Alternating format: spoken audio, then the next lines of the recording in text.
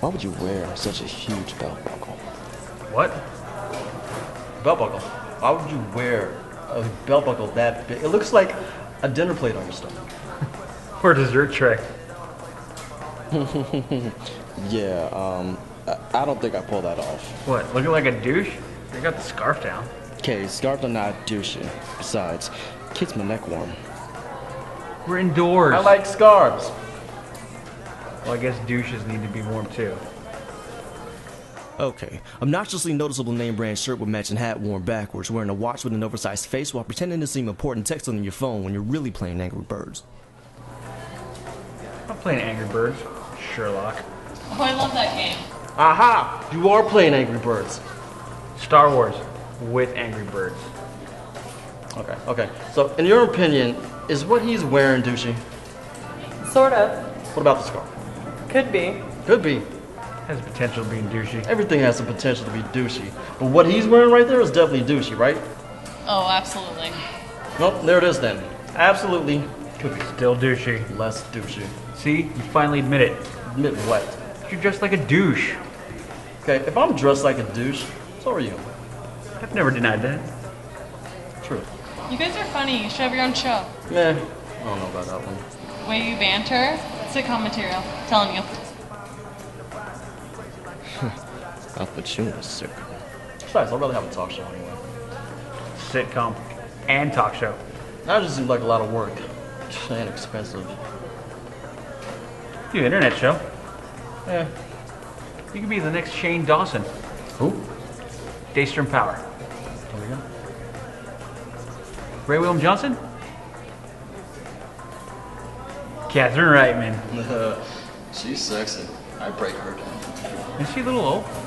Yeah? She said she was 25. Besides, what would I talk about anyway? Scars. Scarves are cool. Did you just say scarves in a British accent? I don't have an accent. Yes, you did. No, no. Yeah, you did. Why?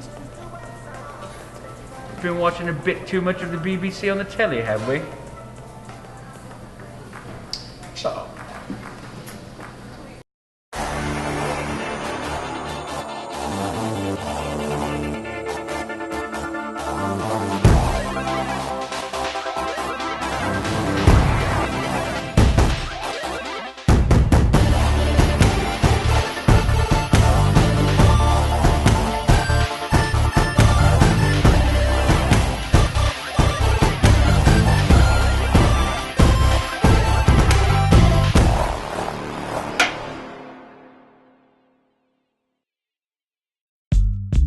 What's up, Jack? Welcome to the first episode of Mochi, where we talk about all things art, lifestyle, and alchemy. What? Jack? Really? Hey, I'm trying some new tags out. Don't worry about it. Jack Bauer? No. Jack Harkness? No. Sparrow? Savvy?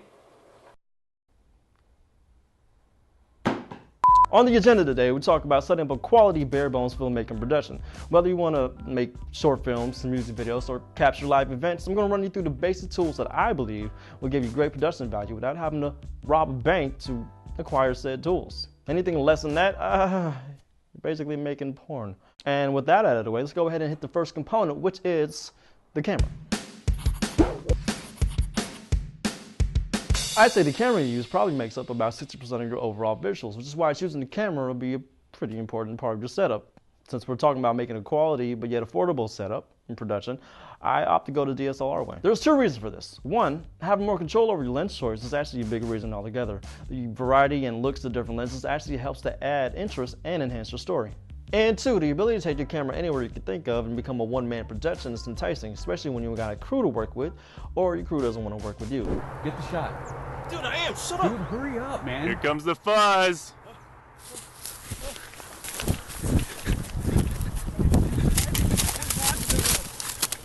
In either case, being able to shoot things on the fly or do some spontaneous filmmaking, maybe shoot a few pickups, take pictures, which by the way is also an excellent way to enhance your cinematography skills, then you're good to go. Of course, you can still get excellent quality from a high-end camcorder, especially since most of them tend to shoot in HD anyways, and a lot of them have manual control. I mean, also, what could you not add a lens adapter to? Your iPhone has a lens adapter, which is a viable option also. Now, stabilizers, you can go anywhere from do-it-yourself projects to these high-end stabilizing DSLR rigs.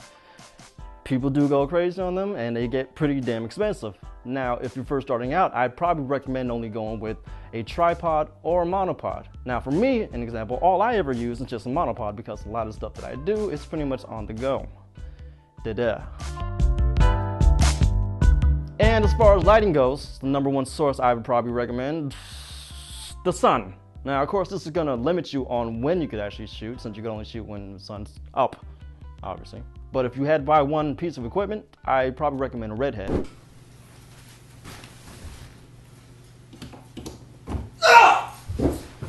It's an 800 watt bulb, halogen. This gives you a color temperature of about 3200 Kelvin, which is pretty much an indoors. It gives you a slight red tint, which you can probably see right here, which is what I'm using. Just add a couple barn doors to it, or add a barn door to it. Soften it up by putting a sheet in front of it. Act as a diffuser, make some soft lighting. It pretty much works with whatever situation you want to work with. And stuff. Moving on. After shooting your project, you're probably going to need something to edit on. Now, unless you're like 150 years old, you're not going to be cutting them with some scissors and taping them back together. So in that case, we're going to use a computer, or a PC, or a Mac, laptop, whatever you can find. It really doesn't matter what you pick because most computers on the market will actually be able to edit or do any of your basic editing. Basic minimum requirements. Just one. Make sure it has more than the minimum requirements required of the editing software of your choice. Unless you like looking at your 9-year-old computer's render bar move horrendously slow. As far as software is concerned, you have plenty of options. Premiere Pro, Final Cut Pro, Sony Vegas, Avid Media Composer, etc., etc. If you're on a Mac or Asian, you're probably going to want to pick Final Cut Pro. If you're on PC, you're probably going to pick Premiere Pro or Sony Vegas. You'll notice eventually that these tend to be the most popular choices. And the good thing about having popular choices is when you need something, if you want to learn how to do an effect, or you're just new to editing in general, there's plenty of things you can read online about how to actually do certain things.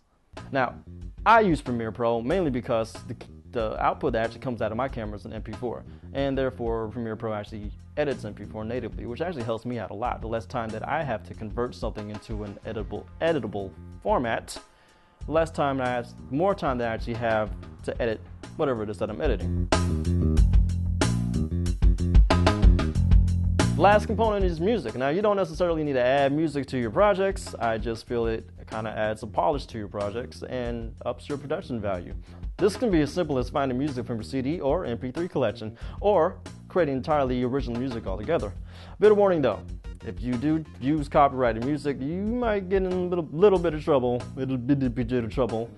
So, in that case, I'd probably recommend going to a licensing site like withetiquette.com or rightsclearing.com. Either way, either one of those will actually help you find the right music for the right project, for the right things you want to do, and make it good. Coming from a music background, I tend to want to score and make music for my own projects myself. But if you're not all that musically oriented, you could always go ask a friend. Because I mean, who doesn't know somebody that's in a band, or make beats, or is a rapper?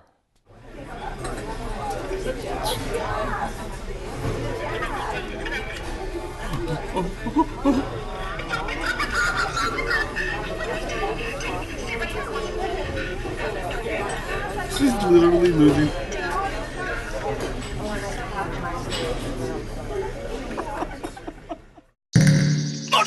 Well, that does it for this first episode. If you guys stuck around this far, congratulations. That was a lot of stuff to digest. If you liked this episode, please do me a favor and like it, subscribe, or just basically share me out to everybody.